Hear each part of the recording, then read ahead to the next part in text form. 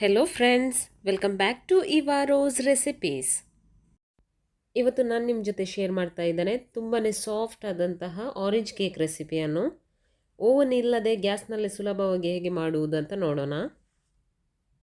First ನಾನಿಲ್ಲಿ ಒಂದು ದೊಡ್ಡ ಪಾತ್ರೆಯನ್ನು ಗ್ಯಾಸ್ ಮೇಲೆ ಮೀಡಿಯಂ ಫ್ಲೇಮಲ್ಲಿ ಇಟ್ಟಿದ್ದೇನೆ. ಇದನ್ನು ಪ್ರೀ ಹೀಟ್ ಮಾಡಲಿಕ್ಕುಂಟು.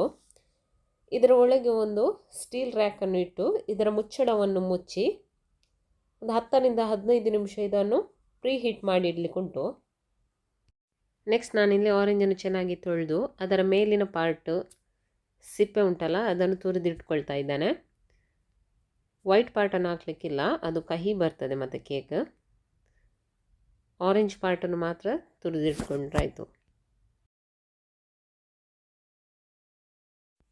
ನೆಕ್ಸ್ಟ್ ನಾನಿಲ್ಲಿ ಆರೆಂಜ್ ಜ್ಯೂಸನ್ನು ರೆಡಿ ಮಾಡ್ತಾ ಇದ್ದೇನೆ. ನಾನಿಲ್ಲಿ 2 ಆರೆಂಜನ್ನು ಯೂಸ್ ಮಾಡಿದ್ದೇನೆ. ಇದರ ಜ್ಯೂಸನ್ನು ತೆಗೆದು ಸೆಪ್ರೇಟ್ ಮಾಡಿ ಇಟ್ಕೊಳ್ತಾ ಇದ್ದಾನೆ.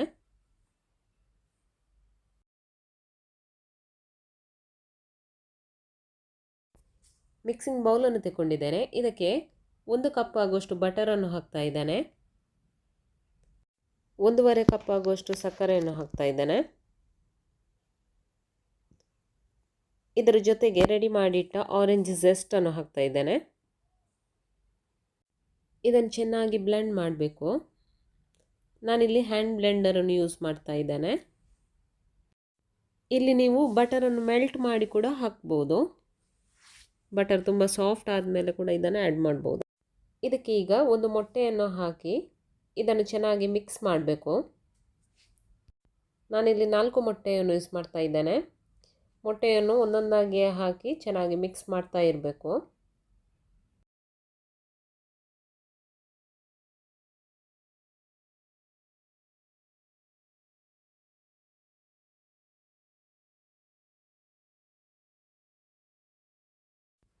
ಇದೀಗ ಚೆನ್ನಾಗಿ ಬ್ಲೆಂಡ್ ಆಗಿ ರೆಡಿಯಾಗಿದೆ. ಇದಕ್ಕೆ ಈಗ 1 ಟೀ ಸ್ಪೂನ್ ಆಗುವಷ್ಟು ಆರೆಂಜ್ ಎಸೆನ್ಸನ್ನು ಹಾಕ್ತಾ ಇದ್ದಾನೆ. ಆರೆಂಜ್ ಎಸೆನ್ಸ್ ಇಲ್ಲದಿದ್ದರೆ ನೀವು ವೆನಿಲ್ಲಾ ಎಸೆನ್ಸ್ ಕೂಡ ಆ್ಯಡ್ ಮಾಡ್ಬೋದು. ಇದನ್ನು ಒಮ್ಮೆ ಚೆನ್ನಾಗಿ ಮಿಕ್ಸ್ ಮಾಡಿಕೊಳ್ಳೋಣ. ಬ್ಯಾಟರ್ ಈಗ ರೆಡಿಯಾಗಿದೆ. ಇದಕ್ಕೆ ಇನ್ನು ಡ್ರೈ ಇಂಗ್ರೀಡಿಯೆಂಟ್ಸನ್ನು ಹಾಕಲಿಕ್ಕುಂಟು.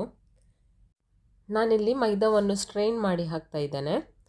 ಗಂಟು ಗಂಟಾಗಿದ್ದರೆ ಇದು ಕ್ಲಿಯರ್ ಆಗುತ್ತೆ. ಇದನ್ನೀಗ ಚೆನ್ನಾಗಿ ಮಿಕ್ಸ್ ಮಾಡಬೇಕು.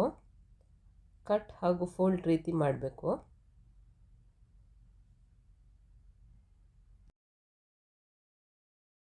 ಇದಕ್ಕೆ ಇನ್ನೊಮ್ಮೆ 1 ಕಪ್ ಆಗುವಷ್ಟು ಮೈದಾವನ್ನು ಹಾಕ್ತಾ ಇದ್ದೇನೆ. ನಾನಿಲ್ಲಿ 3 ಕಪ್ ಆಗುವಷ್ಟು ಮೈದಾವನ್ನು ಹಾಕ್ತಾ ಇದ್ದೇನೆ. ಇದಕ್ಕೆ ಈಗ ನಾನು ಅರ್ಧ ಕಪ್ ಆಗುವಷ್ಟು ರೆಡಿ ಮಾಡಿಟ್ಟು ಆರೆಂಜ್ ಜ್ಯೂಸನ್ನು ಹಾಕ್ತಾ ಇದ್ದೇನೆ.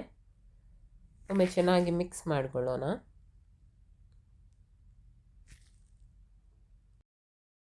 ಇದಕ್ಕೆ ಬಾಕಿ ಉಳಿದ 1 ಕಪ್ ಮೈದಾವನ್ನು ಹಾಕ್ತಾ ಇದ್ದೇನೆ. ಇದರ ಜೊತೆಗೆ 1 ಟೀ ಸ್ಪೂನು ಬೇಕಿಂಗ್ ಪೌಡರನ್ನು ಹಾಕಿ ಸ್ಟ್ರೈನ್ ಮಾಡ್ತಾ ಇದ್ದೇನೆ.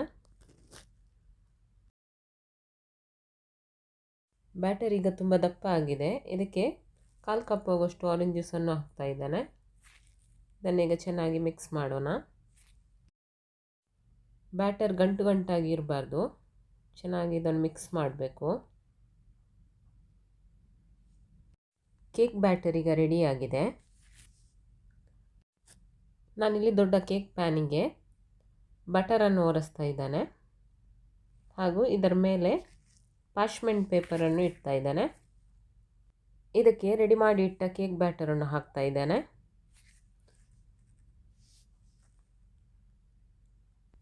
ಇದನ್ನು 2-3 ಬಾರಿ ಈ ರೀತಿ ಟ್ಯಾಪ್ ಮಾಡ್ತಾ ಇದ್ದಾನೆ. ಇದರಲ್ಲಿದ್ದ ಏರ್ ಬಬಲ್ಸ್ ಏನಾದರೂ ಇದ್ದರೆ ಅದು ಕ್ಲಿಯರ್ ಆಗುತ್ತೆ. ಪ್ರೀ ಹೀಟ್ ಮಾಡಿ ಇಟ್ಟ ಪಾತ್ರೆಯೊಳಗೆ ರೆಡಿ ಮಾಡಿಟ್ಟ ಕೇಕ್ ಪ್ಯಾನನ್ನು ಇಡ್ತಾ ಇದ್ದಾನೆ.